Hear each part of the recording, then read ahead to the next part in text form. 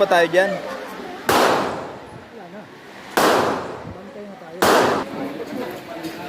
Okay.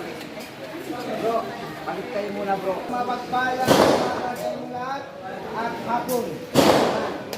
So, nakakain na ba kayo? Okay kayo, magbulay kayo ng dalawang palakpak at dalawang dadyak.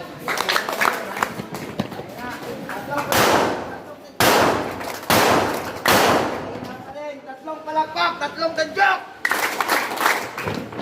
Lakasan nyo. Tatlong palakpak, tatlong tadyak. Dapat ganyan. Ang lulumyan nyo eh. Ha? Bagong kain. Buti na kayo nakakain. Iba't ibang mga chapter. Na kung saan ay every 3 months ng isang taon ay meron po tayong ginagawa. No? Kaya natin sinasalay ang ating mga sarili upang lahat tayo ay magtutog. No? Upang magkaroon tayo ng idea kung paano sumuntahan ng pera ng ating sarili, ng ating pamilya, at ang ating bansa.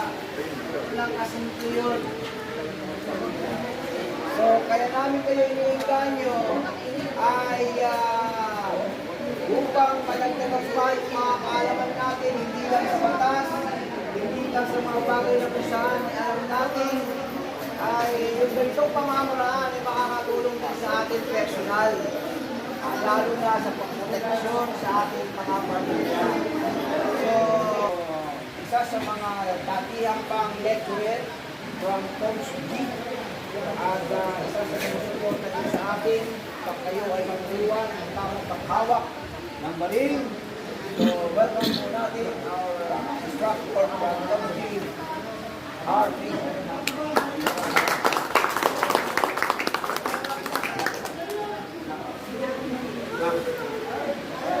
Okay, good afternoon. Good afternoon, sir. Before we start, magpapakilala ko muna ako.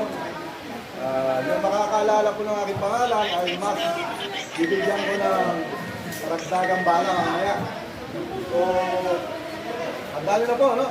Ako po si Romarico Renesta Drenato Taligala del Prado Jr. Ang inyo po, gun safety instructor and age safety for